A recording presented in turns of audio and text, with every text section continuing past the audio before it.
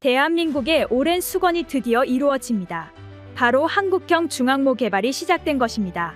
그런데 이러한 한국의 중항모 계획에 충격적인 비밀무기가 설치되어 있다는 사실이 발표되면서 전 세계는 충격에서 나오지 못하고 있는데요.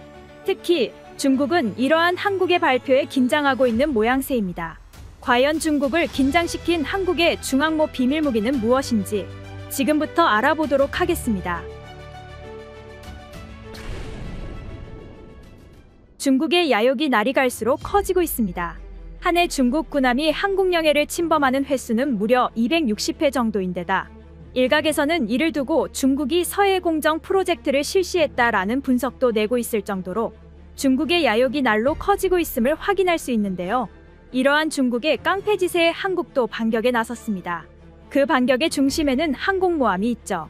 사실 동해상은 울릉도 공항이 있어 항공모함이 크게 필요하지 않습니다. 일본이나 북한이 동해상에서 군사작전을 실시한다면 울릉도나 경상도, 강원도에서 출격한 우리 전투기가 곧바로 대응을 할 수 있기 때문인데요. 문제는 동해가 아닌 서해입니다. 북한군이야 공군 전력과 해군 전력이 심각한 수준인지라 한국군에게 그닥 큰 위협이 되지는 않지만 군비 증강으로 힘을 길러내고 있는 중국군이 문제죠. 특히 중국은 미국을 뛰어넘는 군사력을 보유하겠다며 항공모함 생산에 공을 들이고 있는데요. 심지어 중국의 새로운 항공모함인 푸제남이 동중국해를 바탕으로 활동할 것이라는 분석이 나오면서 중국의 항모를 통한 한국 압박은 갈수록 심해질 것으로 보입니다. 한국으로서는 대응이 필요했죠. 한국의 카드는 바로 중항모 건설이었습니다. 지금껏 추진되던 경항모 건설을 중형항모로 전환시켜버린 것이죠. 게다가 이곳에 충격적인 비밀무기를 장착할 것이라고 발표하면서 중국 정부를 긴장하게 만들었죠. 이 비밀무기는 다름 아닌 KF-21.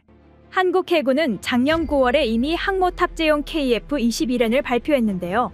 이번 발표를 통해 한국 해군은 미국의 F-35C가 아닌 자체 개발을 천명하고 지상에서 발진하는 KF-21보다 큰 날개를 가진 KF-21N을 개발하려는 것입니다. KF-21N은 기존 KF-21보다 많은 공대함 미사일을 탑재 가능하기에 적은 수로 많은 함대를 상대해야 하는 한국 해군에게 딱 맞는 전투기이죠. 게다가 KF-21N이 탑재하게 될 한국형 타우러스 등의 미사일은 중국 해군에겐 치명적인 약점으로 작용할 것으로 기대됩니다. 그리고 이러한 한국의 역사적인 중항모 계획은 한화가 대우조선해양을 인수하면서 더욱 현실성을 높여가고 있죠. 여의도 한국수출입은행에서 열린 긴급회의를 통해 대우조선 해양 매각 논의가 이어졌고 결국 대우조선해양은 한화의 품으로 들어갔습니다.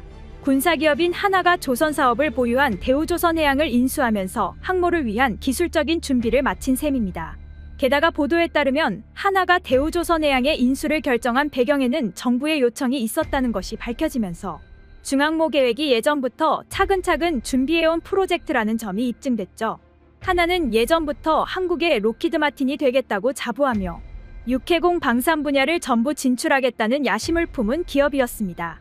그리고 대우조선해양을 인수하며 그 꿈을 이뤘죠.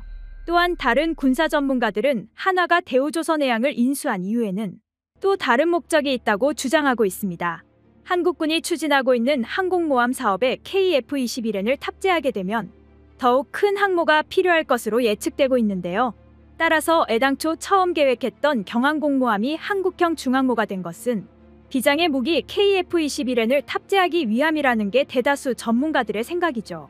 이러한 분위기는 2023년 이전에도 감지되었습니다. 2020년 한국 국방부는 한 기자에 수직 이착 6기가 아닌 KF-21N을 채택한다는 건 경항모가 아닌 중항모로 계획을 바꾼다는 것으로 이해해도 되는가?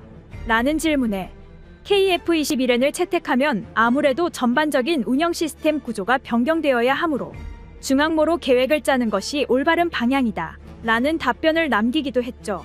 물론 당시에 확정 발언을 한 것은 아니었습니다. 다만 해군 강화를 위해서는 중항모가 필수라는 여론이 많았고 수직 이착 6기인 F-35B를 쓰면 미국 측의 보안 규정을 지켜야 하는 번거로움에 빠지기에 차라리 수적으로 많은 중국 함대를 상대하기 좋고 무기 탑재도 많이 할 수 있는 KF-21N에 맞추는 것이 적절했죠. 그렇다고 해서 오로지 KF-21N 운용만이 한국형 중항모의 이점은 아닙니다.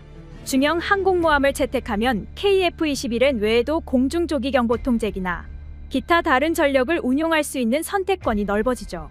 그렇게 되면 한국 해군은 중국 혹은 북한과의 전면전 외에도 아시아 전역에서 더 큰 역할을 맡게 될 수 있는데요. 전투기 20대 이상, 조기 경보기 2대, 헬리콥터 2대를 가지고 한국의 영토를 지키게 될 우리의 한국형 중항모. 과연 한국이 이번 중항모 계획을 얼마나 빨리 달성할 수 있을지 군사 전문가들의 이목이 집중되고 있습니다.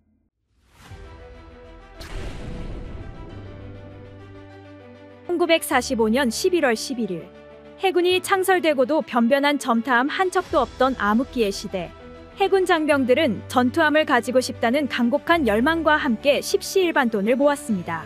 그 당시 국민들도 그 마음을 헤아려 기꺼이 성금을 보태주었죠. 그렇게 대한민국은 최초의 전투함인 백두산함을 갖게 되었습니다. 그리고 약 80년 정도가 지금 현재 대한민국 해군은 그 간절한 마음을 잊지 않고 한국형 중항모를 추진 중에 있습니다. 한국이 군사대국으로 나아가고 있는 현재에도 군함을 향한 간절한 열망은 변하지 않은 것이죠. 어쩌면 이러한 간절한 마음이 한국을 지키는 힘이 아닐까 생각합니다. 군사갤러리 오늘 영상은 여기서 마치겠습니다. 시청해주셔서 감사합니다.